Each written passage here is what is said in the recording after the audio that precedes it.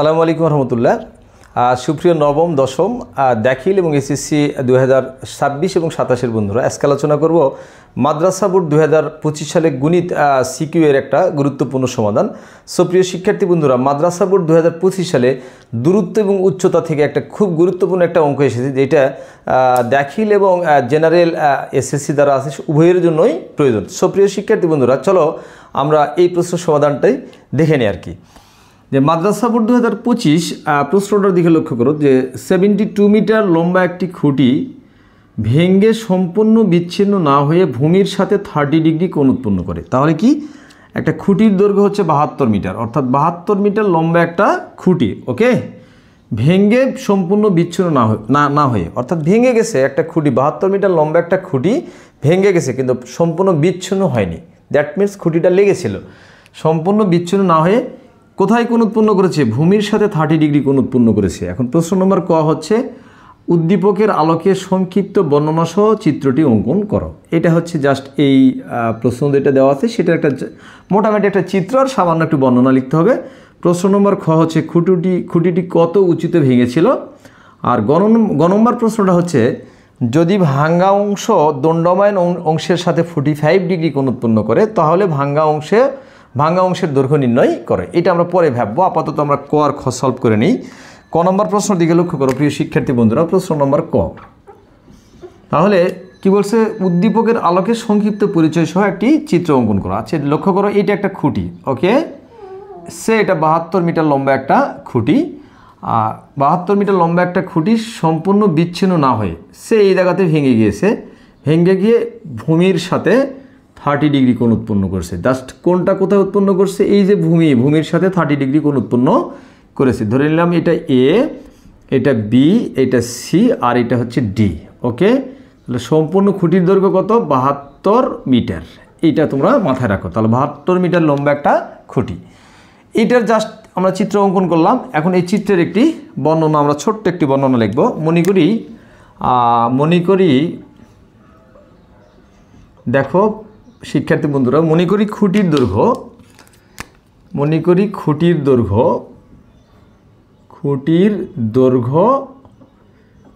দৈর্ঘ্য দেখো, সম্পূর্ণ খুঁটি কি? বিডি, ওকে, বি থেকে D, BD is equal to 72 metre, okay. এখন খুঁটিটি এ বিন্দুতে ভেঙে গিয়ে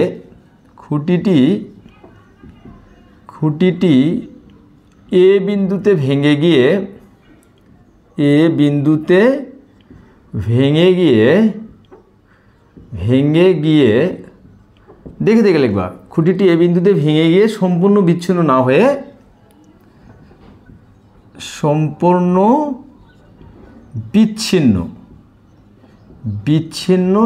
হয়ে ভূমির সাথে, কার সঙ্গে? ভূমির সাথে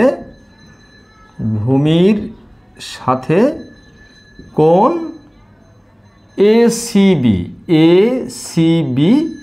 ইজ ইকুয়াল টু 30 ডিগ্রি উৎপন্ন করে, ওকে। এবং এখন লক্ষ্য করো, সম্পূর্ণ খুঁটিটা কি আসলে? সম্পূর্ণ খুঁটিটা ছিল 72 মিটার। কত মিটার বলো তো? 72 মিটার। তাহলে ধরে নিলাম এবি সমান এইচ, ধরে নিলাম কি এবি সমান এইচ। আচ্ছা, আপাতত আমরা এইটুক আমরা লিখলেই মোটামুটি ক নম্বর হয়ে যাবে, আর বাকি বর্ণনা না লিখলেও কোনো প্রবলেম নেই। এখন আমরা চলে গেলাম খ নম্বর প্রশ্নতে, যে এই চিত্র এবং এই বর্ণনা সবই ঠিক থাকবে, জাস্ট নাম্বারটা চেঞ্জ হয়ে এখন হয়ে গেল খ নম্বরে লক্ষ্য করো, যে খুঁটিটি কত উচ্চতায় ভেঙে ছিল। তুমি চাইলে আর একটু বর্ণনা লিখতে পারো, ইট ডাজন্ট ম্যাটার, সেটা তোমার উপর নির্ভর করবে। জাস্ট এইটুক লিখলে কিন্তু আলহামদুলিল্লাহ 2 মার্কস তুমি পেয়ে যাবা। খুঁটিটি কত উঁচুতে ভেঙেছিল। তাহলে আমার কথা হচ্ছে, সম্পূর্ণ খুঁটি দেখো, বিডি হচ্ছে সম্পূর্ণ খুঁটি আর এডি হচ্ছে এইচ, অর্থাৎ যেহেতু এই জায়গাতে ভেঙে গিয়েছিল, তার মানে সম্পূর্ণ খুঁটিটি কত উঁচুতে ভেঙেছিল। দ্যাট মিনস আমাদের এবি এর মানটা বা এইচ এর মানটা নির্ণয় করতে হবে, ওকে। আচ্ছা, এখন মনে করো তো, টোটালটা যদি 72 মিটার হয়, বি থেকে ডি হচ্ছে 72 মিটার, তাহলে এবি যদি এইচ হয়, তাহলে এডি কত হবে? এডিটা হবে 72 থেকে এই এইচটা মাইনাস করতে হবে, কারণ কি টোটালটা 72। মনে করো এই সম্পূর্ণ খুঁটি হচ্ছে 72, আর এই পর্যন্ত যদি এইচ হয় তাহলে এইটুক কত হবে 72 মাইনাস এইচ, ঘটনাটা কিন্তু তাই। ওকে, এতটুক এইচ আর সম্পূর্ণটা 72, তাহলে এতটুকু কী হবে 72 থেকে এইচ মাইনাস করলে হয়ে যাবে। সো আমরা লিখতে পারবো এই যে এডি মানে হচ্ছে কি 72 মাইনাস এইচ, এডি মানে হচ্ছে 72 মাইনাস এইচ। আর এই এডি কিন্তু এসে ভূমির সাথে, এই এডিটা কিন্তু ভেঙে এসে ভূমির সাথে 30 ডিগ্রি কোণ উৎপন্ন করেছে। দ্যাট মিনস এই বাহুটাই হবে 72 বিয়োগ এইচ মিটার। আশা করি তোমরা বুঝতে পেরেছ। কারণ কি এতটুক তুমি ধরে নিয়েছো এইচ, আর এই এতটুকু ভেঙে গেছে। কোথায় থেকে ভেঙে গেছে? টোটাল খুঁটি যেহেতু ছিল 72 থেকে এতটুকু উপরে ভেঙে গেছে। তার মানে কি এইচটা যদি আমি 72 থেকে বিয়োগ করি তাহলে এইটা হবে কত? 72 মাইনাস এইচ। আশা করি তোমরা সকলে বুঝতে পারছো। সো এখন আমাদের যেই কাজটা করতে হবে সেটা হচ্ছে ধরি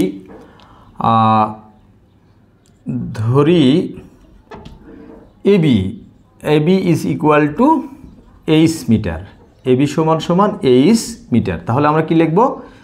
এডি সমান সমান এসি ইজ ইকুয়াল টু আমরা লিখতে পারবো 72 মাইনাস এইচ মিটার। ওকে, এটা নিশ্চিত, যেহেতু এবি মানে এইচ আর এডি আর এসি এই দুটো একই সেম জিনিস, এই বাহুটাই এটা এসে এখানে তৈরি হয়েছে, সুতরাং এটা 72 মাইনাস এইচ, এইটা হবে 72 মাইনাস এইচ। এখন লক্ষ্য করো কোণ কিন্তু ভূমির সাথে 30 ডিগ্রি কোণ উৎপন্ন করছে। দ্যাট মিনস ভূমির সাথে কোণ উৎপন্ন করছে, আর যেখানে কোণ থাকবে কোণের সাথে যে বাহু থাকবে এটা হবে ভূমি, এটা হবে কি ভূমি, আর এটা তখন কি লম্ব, আর এটা হচ্ছে অতিভুজ, রাইট? সো আমরা লিখতে পারি এবিসি সমকোণী ত্রিভুজে। সুতরাং আমরা লিখতে পারবো এবিসি সমকোণী ত্রিভুজে। ওকে, দেখো এখানে কি কি মান দেওয়া আছে। এটা হচ্ছে ভূমি, এটা লম্ব, আর এটা অতিভুজ বা হাইপোটেনাস। তাহলে অতিভুজ এবং লম্ব এবং অতিভুজের মান দেওয়া আছে। সো আমরা লিখতে পারবো সাইন কোণ এ সি বি। তাহলে সাইন থিটা মানে কি? লম্ব ডিভাইডেড অতিভুজ। লম্ব মানে হচ্ছে এবি, আর অতিভুজটা হচ্ছে তোমার কি? এসি। এটা হচ্ছে সাইন থিটা। ওকে, তাহলে সাইন থিটা মানে কি? AB divided AC. আচ্ছা, এখন মানটা আমরা একটু অ্যাপ্লাই করি তো, যে সাইন এসিবি এর মান কত ডিগ্রি? 30 ডিগ্রি। এসিবি এর মান কত? 30 ডিগ্রি। এবির মানটা কত? এইচ, আর এসির মান কত? 72 মাইনাস এইচ। সো আমরা লিখতে পারবো সাইন 30 ডিগ্রির মান কত? Half H 72 minus H. Just calculation করলেই কিন্তু উত্তরটা হয়ে যাচ্ছে। এইটা দ্বারা এটাকে গুণ করলে 2h, আর এইটা দ্বারা 1কে গুণ করলে 72 মাইনাস এইচ। বা তুমি লিখতে পারবা কত? এই যে দেখো 2h থাকলো, আর এই যে মাইনাস এইচ এই পাশে পার হলে plus H is equal to 72, বা 2h আর এইচ হচ্ছে 3h ইজ ইকুয়াল টু 72, বা এইচ ইকুয়াল টু 72 ভাগ 3, অর্থাৎ এইচ ইকুয়াল টু 24 মিটার। এই 3×24 72। আশা করি তোমরা প্রথম যে প্রশ্নটার উত্তর ছিল সেটা তোমরা পেয়ে গেছো। তাহলে আমি আরেকবার বলে দিচ্ছি খ নম্বর ব্যাখ্যা। মনে ধরে নিলাম এবি সমান সমান এইচ, আর টোটাল খুঁটি যেহেতু 72, সুতরাং এডি এবং এসি হবে 72 মাইনাস এইচ। আর যেহেতু থেতা সূক্ষ্ম কোণ, এটা ভূমি, এটা লম্ব, এটা অতিভুজ, তাহলে আমরা সাইন সূত্র ইউজ করতে পারি। সাইন এসিবি ইকুয়াল টু কি? সাইন থিটা মানে কি? লম্ব ডিভাইডেড অতিভুজ। দেখো লম্ব ডিভাইডেড অতিভুজ। আর এসিবি এর মান কত ডিগ্রি? 30 ডিগ্রি। এবির মান এইচ, আর এসি হচ্ছে 72 মাইনাস এইচ। জাস্ট ক্যালকুলেশন করলে এইচ এর মান 24 মিটার। দ্যাট ইজ আমরা পেয়ে গেলাম কিন্তু H is equal to 24 metre. আমাদের প্রশ্ন নম্বর ক্ষয়ের সমাধান কিন্তু আমাদের হয়ে গেল। এখন চলে যাব আমরা গ নাম্বার প্রশ্নের দিকে। এটা সম্পূর্ণটা আমি একটু মুছে দিচ্ছি। গ নাম্বার প্রশ্ন কি বলেছে দেখো। গ নাম্বার প্রশ্নটা কিন্তু খুবই গুরুত্বপূর্ণ একটা কোশ্চিন। যদি ভাঙ্গা অংশ দণ্ডায়মান অংশের সাথে 45 ডিগ্রি কোণ উৎপন্ন করে, দ্যাট মিনস চিত্রটা এরকম। এইটা হচ্ছে একটা খুঁটি, তোমরা দেখলে এটা হচ্ছে 72 মিটার এক লম্বা একটা খুঁটি। এখন এই যে কোণ যেটা উৎপন্ন হবে, এই কোণটা কিন্তু এই দণ্ডায়মান অংশের সাথে 45 ডিগ্রি কোণ উৎপন্ন হবে। আগে ছিল ভূমির সাথে, এখন এটা হবে কি? যদি এই কোণটা দণ্ডায়মান অংশের সাথে এই 45 ডিগ্রি কোণ উৎপন্ন হতো, অর্থাৎ কোণটা হবে উপরে, এখানে হবে কোণ। এই কথাই বলা হয়েছে যদি ভাঙ্গা অংশ, মানে যে অংশটা ভেঙে গেছে, ভাঙ্গা অংশ দণ্ডায়মান অংশের সাথে, দণ্ডায়মান কি যেটা দাঁড়িয়ে আছে সেইটার সাথে যদি 45 ডিগ্রি কোণ উৎপন্ন করে, সেক্ষেত্রে ভাঙ্গা অংশের দৈর্ঘ্য নির্ণয় করো, অর্থাৎ ভাঙ্গা কতটুকু অংশ উপরের অংশটা ছিল এই ভাঙ্গা অংশের দৈর্ঘ্যটা আমরা নির্ণয় করব।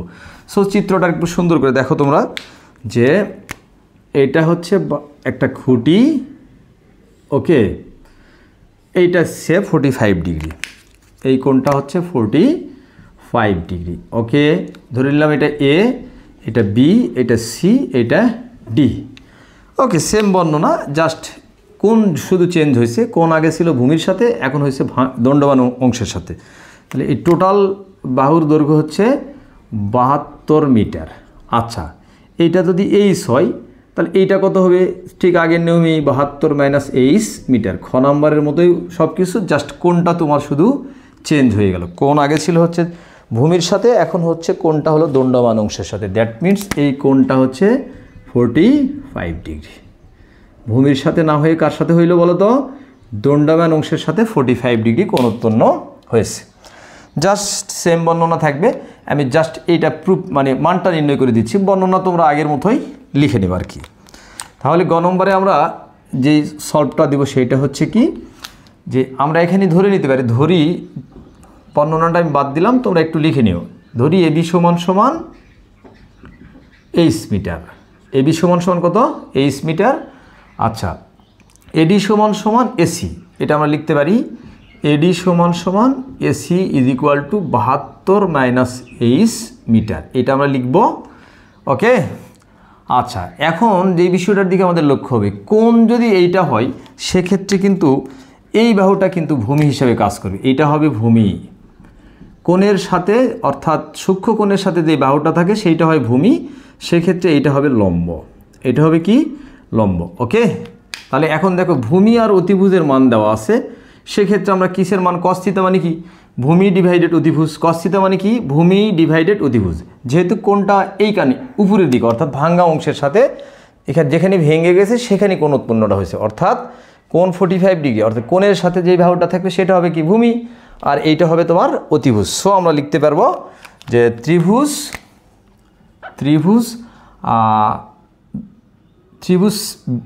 সিএবি অথবা বিএসি, ত্রিভুজ সিএবিএ, অর্থাৎ অথবা সিএবি সমকোণী ত্রিভুজে, তুমি যা লেখো কোনো প্রবলেম নেই। অথবা আমরা লিখতে পারি বিসিএ সমকোণী ত্রিভুজে, ত্রিভুজে। তাহলে আমরা লিখতে পারবো কি? কস কোণ সিএবি, কস কোণ সিএবি। কস থিটা মানে কি? কস থিটা মানে কি? ভূমি ডিভাইডেড অতিভুজ, that means AB divided AC, এই ঘটনাটা কিন্তু ঘটলো, ওকে। তাহলে সিএবি বিসিএ এটা একটা ত্রিভুজ, ওকে, অথবা সিবিএ একটা ত্রিভুজ, তুমি যা লিখবে কোনো প্রবলেম নেই। এখন দেখো সিবিএ সমকোণী ত্রিভুজ, এখানে আমরা সিবিএ লিখলে বেশি ভালো হয়। সিবিএ সমকোণী ত্রিভুজের কোনটা? এ। তাহলে আমরা কেন কস নিলাম বলো তো? কস থিটা মানে হচ্ছে কি? ভূমি ডিভাইডেড অতিভুজ, যেহেতু কোণ এইখানেই, সুতরাং এটা ভূমি, এটা অতিভুজ, এটা ভূমি, এটা অতিভুজ, তাহলে কস থিটা মানে কি? ভূমি ডিভাইডেড অতিভুজ। এখন লক্ষ্য করো যে কস সিএবি এর মান কত ডিগ্রি? সিএবি মান কত ডিগ্রি? 45 ডিগ্রি। কস 45 ডিগ্রি। এবির মান কত? এবির মান এইচ। এসির মান কত? 72 মাইনাস এইচ। সব কিছু কিন্তু ঠিক থাকলো। সো এখন আমরা লিখতে পারবো কস 45 ডিগ্রির মান 1/√2। আচ্ছা, এইচটা আমাদের বের করতে হবে, কারণ টোটাল খুঁটি 72, এখান থেকে আমরা এইচটা বের করে জাস্ট 72 থেকে মাইনাস করলে ভাঙ্গা অংশের দৈর্ঘ্য আমরা পেয়ে যাবো। তো ভাঙ্গা অংশের দৈর্ঘ্য কেমনি পাবো আমরা বলো তো? আমরা এখান থেকে এইচের মানটা নির্ণয় করব, 45 ডিগ্রি কোণের সাপেক্ষে এইচের মান বের করব। করার পরে এই যে টোটাল খুঁটির দৈর্ঘ্য 72, এই 72 থেকে এই এইচটা মাইনাস করলেই আমরা রেজাল্ট পেয়ে যাব। সো কী লিখবো আমরা? H divided 72 minus H. Just calculation করো তো, এটা দ্বারা এটা গুণ করলে √2h is equal to 72 minus H, বা √2h, আর ওই যে মাইনাস এইচ আছে এই পাশে পার হলে plus H is equal to 72, বা এইচ যদি আমরা কমন নেই সেক্ষেত্রে √2 + 1 ইজ ইকুয়াল টু 72, বা H is equal to 72 divided √2 plus 1, 72 divided √2 plus 1। তাহলে আমরা যদি এখন ক্যালকুলেটর ইউজ করি, সো ক্যালকুলেটর ব্যবহার করলে এটার উত্তর আসবে হচ্ছে ক্যালকুলেটর 29.823 মিটার প্রায়। এইটা হচ্ছে আমরা এইচের মান পেলাম। কিসের সাপেক্ষে? কোণ যখন 45 ডিগ্রি হইল তখন এইচের মান হচ্ছে কত? 29.823 মিটার। এখন আমাদের কিন্তু ভাঙা অংশের দৈর্ঘ্য নির্ণয় করতে বলছে, এইটাই মেন কাজ। অতএব ভাঙা অংশের দৈর্ঘ্য, ভাঙা